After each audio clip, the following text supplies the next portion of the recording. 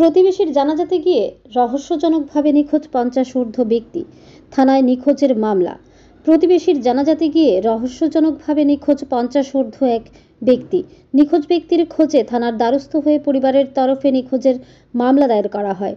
ঘটনা উত্তর ত্রিপুরা জেলার কদমতলা থানাধীন রাজনগর গ্রামে। জানা গেছে, গত মাসের 26 তারিখ বুধবার 7 সকালে রাজনগর গ্রাম পঞ্চায়েতের 2 নং ওয়ার্ডের বাসিন্দা নূর উদ্দিন, বয়স 50, পিতা মৃত হাজি আরব আলী, কোনো এক প্রতিবেশীর জানাজাতে গেলে আর বাড়ি ফিরে আসেননি। পরিবারের লোকজন, আত্মীয় স্বজন সহ আশেপাশের এলাকায় অনেক খোঁজাখুঁজি করার পরও তাকে না পেয়ে অবশেষে বৃহস্পতিবার দুপুরে কদমতলা থানায় একটি নিখোঁজের মামলা রুজু করে। এদিকে নিখোঁজ ব্যক্তির ছেলে আবু বক্কর আলম জানায়, 8 দিন যাবৎ বাবাকে খুঁজে না পেয়ে পরিবারের লোকজন চরম দুশ্চিন্তায় দিন কাটাচ্ছেন। যদি কোনো সহৃদয় ব্যক্তি তার বাবার খোঁজ পেয়ে থাকেন তাহলে 9612141707 নম্বরে অথবা কদমতলা থানার সাথে যোগাযোগ করার জন্য কাতর আর্জি জানিয়েছেন।